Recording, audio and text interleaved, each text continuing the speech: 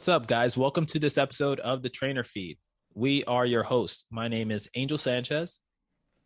We have Jacques Delagier. Hello, everybody.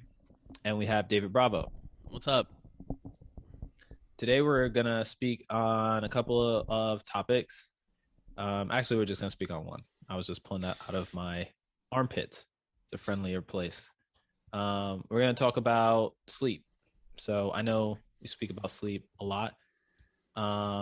But in today's episode, what I want to do is I want to cover some ground on the importance of sleep in regards to, the importance of exercise in regards to sleep. So there are a couple of angles. So sometimes people look at what sleep can do for exercise. We're not going to look at that today. What we are going to look at is what exercise can do for sleep. Before we do that, we'll just go around the room, around the horn. You guys like sleep? Yes, I've had a difficult relationship with sleep my whole life. I've never been able to have consistently sleep well or getting to sleep has always been my biggest rock. Getting to sleep, you said? Yeah, or falling asleep? So falling asleep, whether I think of stupid things or things that get my mind ticking over. I did have a phase where I was really good about putting my phone down an hour and a half before bed, setting my alarms and everything, and I got to a really good routine. I think since COVID, it kind of screwed up a little bit. I'm getting a bit better about it. Truth be told, I'm just a lot busier now, so I'm just more tired. So it's been a bit better recently, but it's just my whole life. My parents have said, try this, try that. I tried everything. The only thing that seems to work is melatonin. So I don't like being reliant on it to help me sleep, but we all know if it's 8, 9, 10 p.m., say 10 p.m., what's up? Just smoke weed. That doesn't even help me, though. Oh, that's what I'm saying is if people suggest me this, suggest that, tried gummies, doesn't really work. So if you're at 10 p.m. and you have to get up at 4:45 or 5, whatever, however early the next day, like, well, I don't want to rely on something, but I need my sleep. Ultimately, it's my best recovery. So, I have a strong dependence on it right now, and I wish I didn't. But at the end of the day, as I just mentioned, we want to be able to sleep and perform optimally for our clients. So it's kind of a dependence right now, unfortunately. All right, so you're taking drugs. David, how about you? I love sleep. I think my biggest issue is being disciplined into going to sleep at a reasonable time. So like the timing of it? Yeah, midnight, maybe 1 o'clock. I see. And the biggest thing too is just like I'm in my couch or something watching TV and I lose track of time, you know. And then we talked about this on a really really early episode. I just binge on shows and stuff, and I just like keep watching it until you realize like, oh shit, I'm like 7 episodes in, and I gotta go to bed.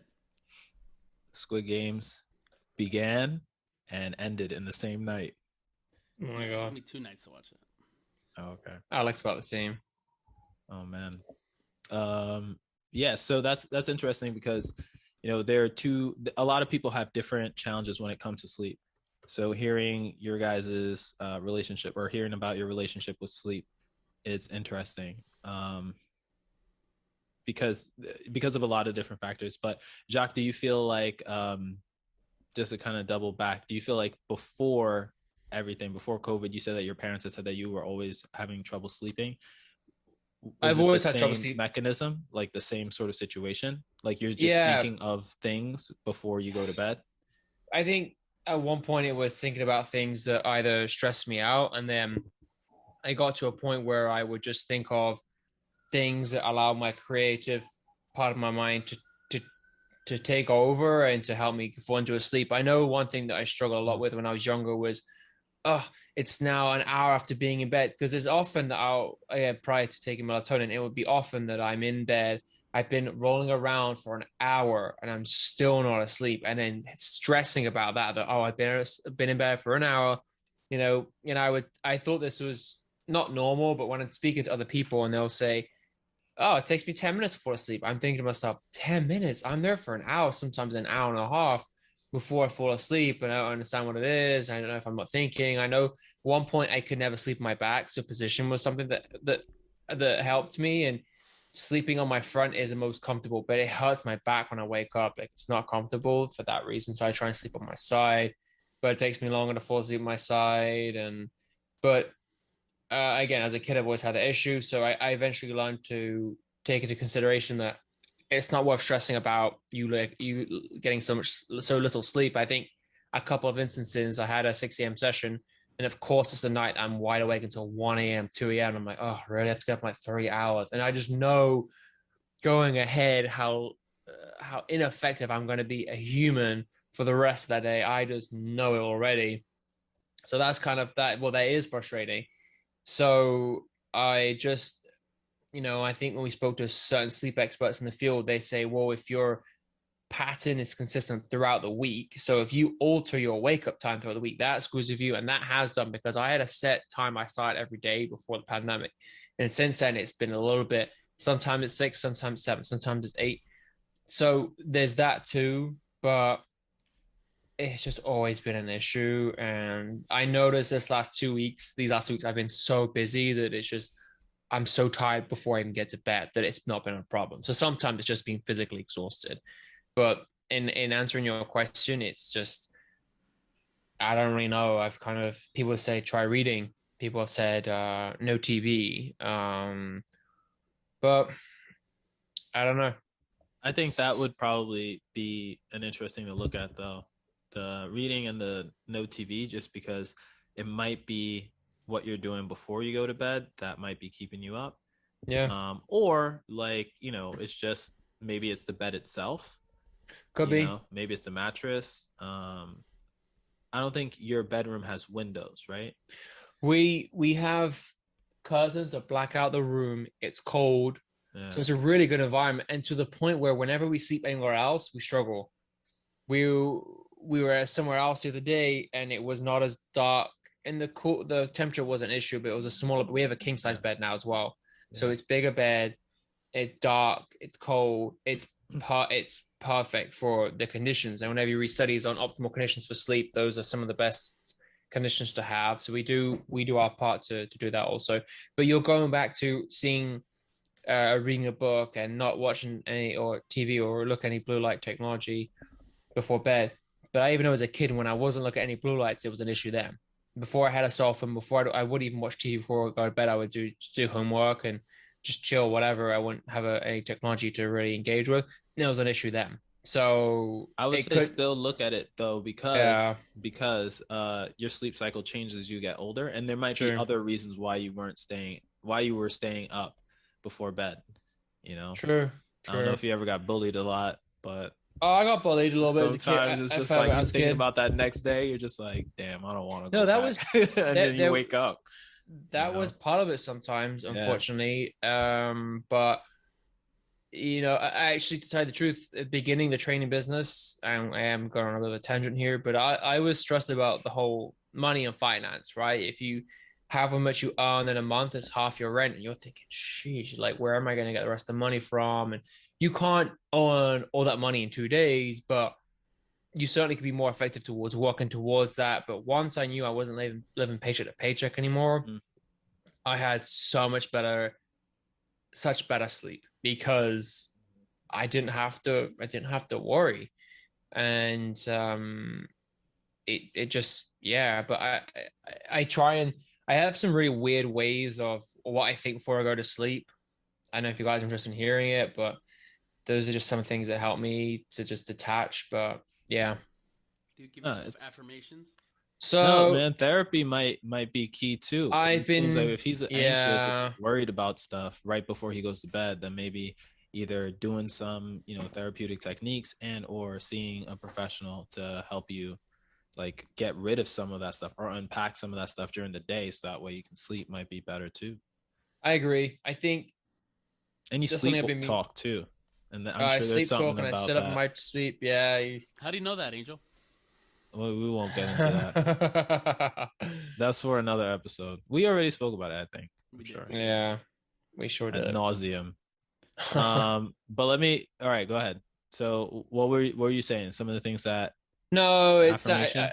yeah. I just some of the things I'll do is because I like to imagine what I'm going to do in 5, 10 years. In my head, I think of what would be a dream house scenario or living scenario, work scenario. So I think about what would be a dream of mine in 5, 10 years from now. Where would it be? Just I think if I could achieve anything alive, what would that picture, what would that look like? And I kind of think about that and I imagine small little details. And maybe that's what gets me all twisted. I start thinking about what car would it be? What color car? Like, why are you even thinking about what color car would be? But just because those are some of the details that I focus on when doing that kind of stuff. And then even if, and this is a question for you guys as well, and this might, so did you ever get the suggestion or focus that if you, as a kid in the UK, if you can't fall asleep, count to 100 sheep. So count one sheep, two sheep. And I counted to 100 and I said, I'm still awake. Like, what's going on? I get But impatient. I I am impatient. But if you guys won the lottery, I'm Yo, gonna what kind of tangent is this? no, but tell me this. If you're gonna win the lottery, how do you invest all that money? Where do you put it? You guys, that's something that I sometimes think of before I go to sleep. So it helps me think, oh, I could do this, I could do that. It sounds really weird, warped up, but like it's kind of things like that I think of. Yeah. It helps me just completely disconnect from what I'm doing every day. I know it's weird, but But, All right. All but we right. play the lottery. So, I'll tell you the real version offline, but yeah. all right. So, we're gonna talk about how exercise can help impact sleep. So obviously, Jacques is a phenomenal exerciser. His knee surgeon Terrible might say different, but Yeah, he but is I'm a, gonna see him again, so he's happy. oh my goodness. But like he's an exerciser. Dave is an exerciser. They exercise nonstop. But I was looking into some research on how exercise can help impact sleep, and a couple of studies came up about that, and some of the measuring tools. So some of the tools that they use to measure, sleep are one. It's called and I'm probably gonna get this wrong, but a actigraphy or Actigraphy. say it again. Active what? Actigraphy. Yeah, sure. ACTIGRAPHY. So that's similar to like something. It's like a tool that you use. You put on your wrist generally. It's non-invasive and it helps to monitor your rest. So whether you're like sleeping or you're resting, it helps to monitor those rest cycles. That's one. The other one is called a PSQI, or the Pittsburgh Sleep Quality Index. I've heard of that one before, yeah. Have you done sleep study before? No, but when I was looking at studies on nootropics and with mental health, that was often referenced and mentioned because if rest is optimal for health, they would talk about the improvement of sleep with said the use of nootropics or improvement of mental health. That was referenced. So that's just why I know it. Okay. Yeah. So for those that don't know, I thought it was pretty interesting. So I kind of I looked into it to see what it was. So the Pittsburgh Sleep Quality Index, or PSQI, is a self-rated questionnaire which assesses sleep quality and disturbances over a 1 month time interval. So there's 19 individual items that and generate 7 component scores. Wow. Sorry, I thought it was competent, but clearly I wasn't competent at reading component scores. So it's subjective sleep quality, sleep latency, sleep duration, habitual sleep efficiency, sleep disturbances, use of sleeping medication, and daytime dysfunction. I was a great reader in school. The sum of the scores for these 7 components yields one global score.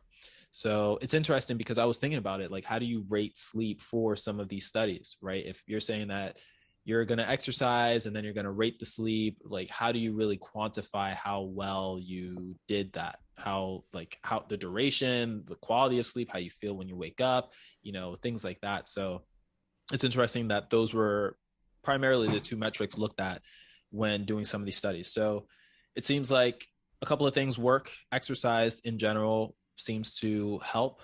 Aerobic exercise in particular has helped with increasing the quality of life and the self-reported sleep for adults with insomnia. So that was something that was pretty interesting.